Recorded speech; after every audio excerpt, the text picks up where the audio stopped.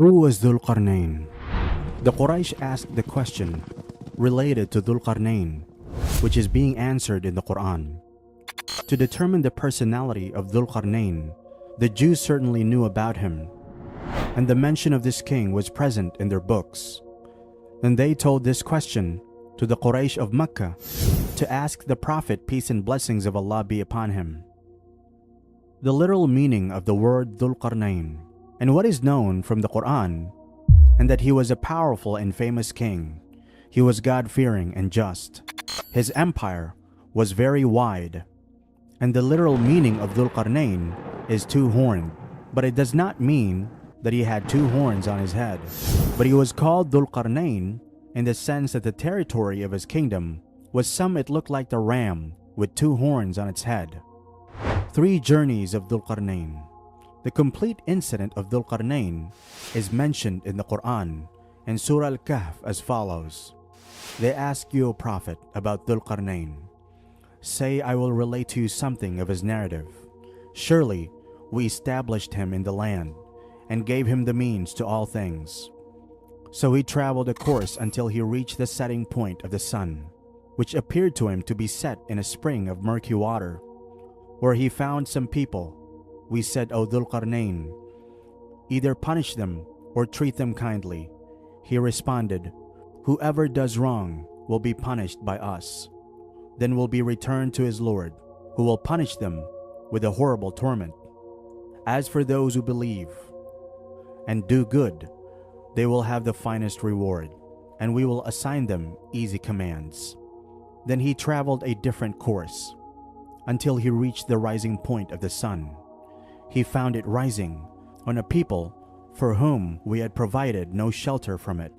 So it was, and we truly had full knowledge of him.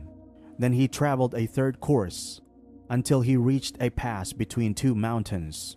He found in front of them a people who could hardly understand his language. First expedition to the west. He first traveled to the western end of his empire, that is, to the end of Asia Minor, beyond which lies the sea, where the Aegean Sea forms small gulfs. Whereupon reaching Zulqarnain, he saw the sun in black muddy water. The people from Zulqarnain came before were ignorant and disbelieving people, and Allah gave Zulqarnain the power to either kill them or adopt a strict attitude or invite them to become bearers of Allah's orders and be gentle with them. Zulqarnain's treatment towards the western nation. Zulqarnain took another way, that this nation should be fully explained and invited to Islam, and decided that as a result of this, those who will become stubborn and adopt the path of oppressors will punish only them, and they will treat them harshly. Then after death, when such a person appears in the court of Allah Almighty, He, Allah, will punish him severely. The people who will accept this invitation and change their lifestyles and start doing good deeds will get a good reward from Allah, and we will also treat them with kindness, as every righteous king has the characteristic that after gaining power, he will deal harshly with the evildoers and be kind to the good people and forgive them, be treated kindly. Second expedition towards the east. The second journey was towards the east, conquering the region. Finally, he reached the place where the civilized world ends, and he came in contact with wild uncivilized people who did not even know how to build their own houses. To avoid the heat of the sun or the rain, they did not have light tents or houses, and they used to spend their time in the caves and dens of the mountains, or they had become accustomed to bearing the heat of the sun and rain. The third campaign to the north. The direction of Zulqarnain's third journey is not mentioned in the Quran, but it is assumed that he was towards the north, and he went to the mountainous region of Caucasus. Zulqarnain and his companions did not understand the language of these people, and they did not understand their language. In such cases, the conversation must have been through the mediation of an interpreter, or sometimes the meaning can be explained through gestures. Explanation. It is not mentioned anywhere in the Quran and Hadith what was the real name of Zulqarnain. He was the king of which region? What nation did he belong to? And in what era has this king passed? On the western side, how far and which countries had he conquered? And where did it reach in the eastern direction? In which direction was his third journey? Where is the dam of Zulqarnain located? Therefore, there was a lot of disagreement among the commentators in the determination of all these matters, and the main reason for such historical research is not being mentioned in the book and Sunnah is that despite mentioning historical event, the Quran does not discuss such matters. It has nothing to do with human guidance or is not based on any Sharia ruling. The incident of Zulqarnain is not mentioned in the inspired book of the Jews, the Torah, but in the interpretations of the Torah, which they call the Talmud in their term. However, it is authentic that Zulqarnain was such a king whose concept was present in the minds of the Jewish scholars. That's why they had asked a question about this, and the Quran gave enough answer that describes his personality. However, our commentators have tried their best to answer the above historical questions as much as possible. Therefore, a study has been presented that Zulqarnain can be applied only to the Iranian ruler Horus, whose rise began around 549 BC. Babylon was conquered in 539 BC, after which no power was able to stand in its way. His conquests extended from Sind and Sogd, present-day Turkestan, to Egypt and Libya on one side and Thrace and Macedonia on the other, and in the north, his empire extended to Caucasia, Caucasus, and Khawarizm. Virtually the entire civilized world of that time was subject to him. Another study is that Zulqarnain may not be the king of Iran, but of a region of Arabia, and was the king of Yemen's Hamidi family. The argument is that Zulqarnain is an Arabic word, no Persian or Iranian. In addition, the kings of Yemen used to be nicknamed Zu in ancient times, such as Zunwas, Zulnun, Zurain, Dhuzin, etc., such as Zulqarnain too.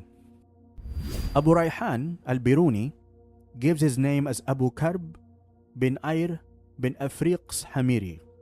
His original name was Sa'ab, and he was the son of Taba'ul, and this is the Zulqarnain mentioned in the Quran. There is also a difference in the meaning of Zulqarnain. Qarn is also called a horn in Arabic, and also a time or era. One of its meanings has been explained above, that if a map of his conquered territories or kingdom is made on paper, its shape becomes like a ram, with two horns on its head. Another explanation is that the crown of Zulqarnain had two crowns, while the crowns of ordinary kings had only one crown, and these two crowns were also made to express the extent of his empire. And the third explanation is that Zulqarnain was blessed with two periods, one period of conquests, and the other period of managing and ruling these conquered areas, and not every king was blessed with this. Even the son of Alexander, the Roman Philcus, made many victories in event reached India and conquered many areas, but his army completely refused to advance and insisted on returning home, and Alexander was forced in front of his army and returned. But before reaching his homeland at the age of 3, he was exiled to Babylon. Where is the wall built by Zulqarnain located? There are differences in this too, because 5 such walls are known to date, which was built by different kings in different regions to protect them from the invasion of warring nations. The authentic research says that this wall encloses a pass of Jabal al-Tai, which is also mentioned by Ibn Khaldun and is often called Sad, Wall, Ya'juj by Islamic historians. The mountain ranges between Manchuria and Mongolia, and in the middle of this mountain, there was a wide valley where the nations of Ya'juj and Ma'juj used to attack. This pass was closed by King Zulqarnain. Hamiri wall is still there. Who is Ya'juj and Ma'juj? According to the statement of Muslim historians, Ya'juj and Ma'juj refer to the barbaric nations of the extreme northeastern region who have been attacking the civilized nations of Europe and Asia through the same passes, and who historians describe as the descendants of Japheth, the son of Noah. These people were impressed by the kind behavior of Zulqarnain and pleaded that we are always harassed by Ya'juj and Ma'juj attacks. They requested Zulqarnain that if possible, break the gaps between these two small mountains, and we are willing to pay the costs incurred in this regard, so we will continue to pay them if any tax is imposed on us in return. They pleaded, O Zulqarnain, surely Gog and Magog are spreading corruption throughout the land. Should we pay you tribute, provided that you build a wall between us and them? He responded, what my Lord has provided for me is far better, but assist me with resources, and I will build a barrier between you and them. So Zulqarnain accepted their request and said, I don't need your financial assistance. There is a lot that Allah has given. But if you provide labor or workers, I will build such a wall. In addition, it'll be your responsibility to provide me with some iron sheets and other construction materials. How was the wall built? At first, large iron plates were placed on top and bottom, and when their height reached the valleys on both sides, people were ordered to make a good fire, and for this work, wood and coal were used when the iron was like fire. When it became red, the molten copper was poured from above, which solidified in the cracks of the iron sheets, and all this together became like a mountain. Due to its height, it could not be climbed over, and being a thickly constructed wall of iron, it could not even be cracked. Bring me blocks of iron. Then when he had filled up the gap between the two mountains, he ordered, blow. When the iron became red hot, he said, bring me molten copper to pour over it, so the enemies could neither scale nor tunnel through it. He declared, this is a mercy from my Lord, but when the promise of my Lord comes to pass, he will level it to the ground, and my Lord's promise is ever true. When this wall was built, Zulqarnain thanked Allah, who made it possible to build this wall and relieve people from their daily problems, but at the same time told people that although this wall is very strong and stable, it is not eternal. Whatever is built will eventually perish. It'll last as long as Allah approves, and the promised time refers either to the time of the destruction of this wall, or it refers to the day of judgment when everything will be destroyed. Reminder and moral aspect of this incident: wealth and power are in the hands of Allah. If someone has got wealth and resources, he should consider them as a gift from Allah Almighty and use them for the pleasure of Allah Almighty and the good of mankind. He should not spend it in the expression of his greatness and pride. Rather, the greater the reward, the more humbly one should act, because according to a hadith, wealth is the biggest temptation of this ummah. So in this age of worldliness, wealth has become a great temptation. True kingship is in obedience to Allah. Zulqarnain, though a great conqueror and a glorious king, believed in monotheism and the hereafter. Apart from justice, he used to work generously. He behaved with gentleness.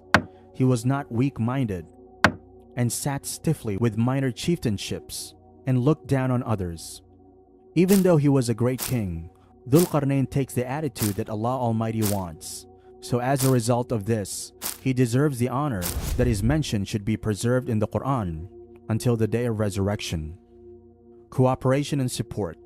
The most important aspect of this incident is that Zulqarnain not only had a gentle attitude towards the people, but also helped them in every possible way and invested his resources in their welfare instead of showing glory. Even in today's age, a believer is required to give as much grace and benefit to others as he can with his time, wealth, and life.